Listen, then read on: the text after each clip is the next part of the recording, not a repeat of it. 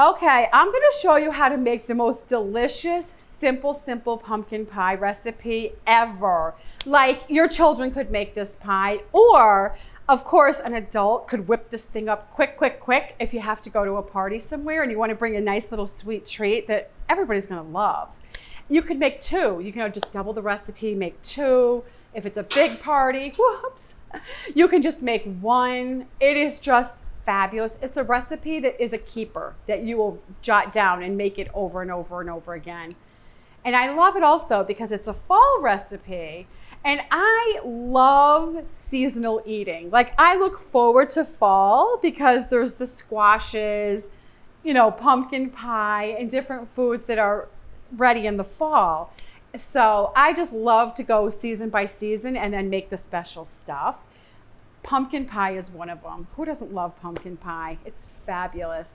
So you're really gonna love this easy recipe.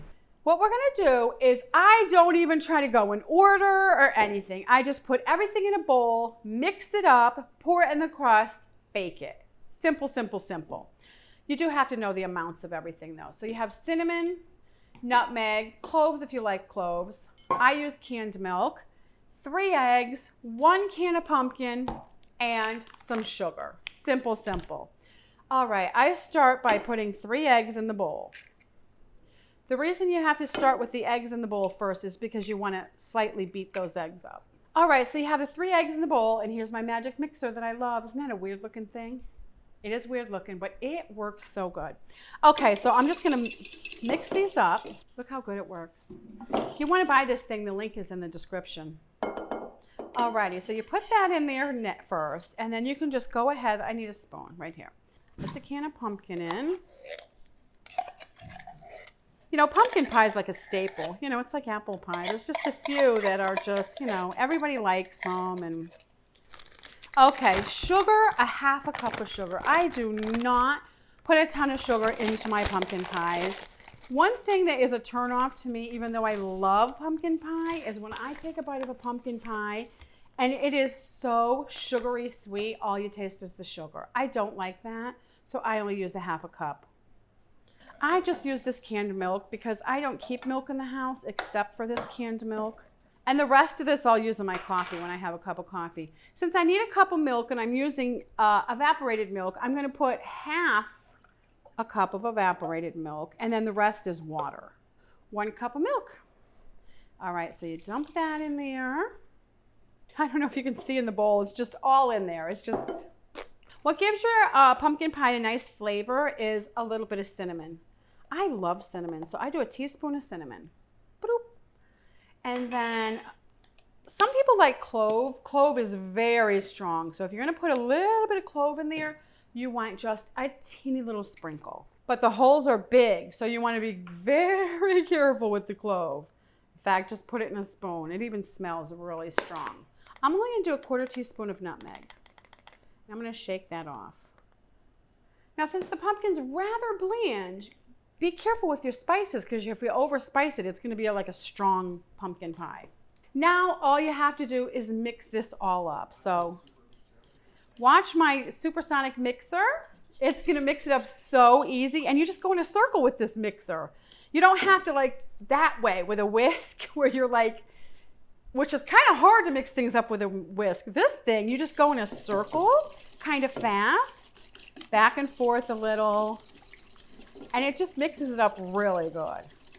It's so handy because you don't have to have like one of those mixers, you know, in your kitchen taking up space. I'd rather have pots and pans and then just this little mixer.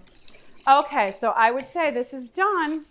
Now you just have to pour it in the pie crust and put it in the oven. What you can do if you don't want to make your own crust, which is a lot of work, you can just buy a pre-made crust. I always look for something when I buy pre-made, as long as it doesn't have hydrogenated oil in it or soybean oil, I can go with it. I can live with it, because obviously I don't eat pumpkin pie too often, but you know, when you want it or when you have to make it for somebody, it's fine.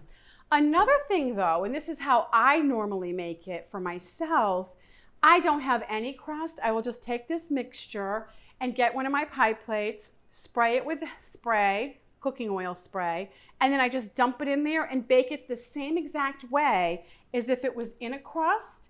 And it is so funny because I must say I've had people over for lunch and I serve it to them without the crust, and I still put the whipped cream on it. And after we all eat, I'll just say that, like, oh, did you like it? And they're like, oh, we loved it, blah, blah, blah. And I'm like, it didn't even have a crust. And they have literally said, I didn't even notice. So if you want to cut some calories or you're gluten-free, you can just go ahead and do it that way with no crust at all. But for today, I have a crust. So what I'm going to do is I'm going to pour the pie in the crust. Preheat the oven to 450 because you're going to pour this in here. Let me pour it in here. Then what you do is you bake it on 450 for 10 minutes. I don't know why they do that for pumpkin pie. Just to quick and get it up to heat, I guess. I don't know why. And then you turn it down to 350 and you bake it for 40 to 45 minutes. So it does take a little bit of time to make a pumpkin pie, to bake it.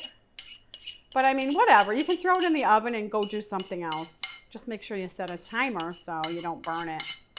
Which that's what I for sure do if I don't set a timer. Every time. I don't know why. Every time. I have to set a timer.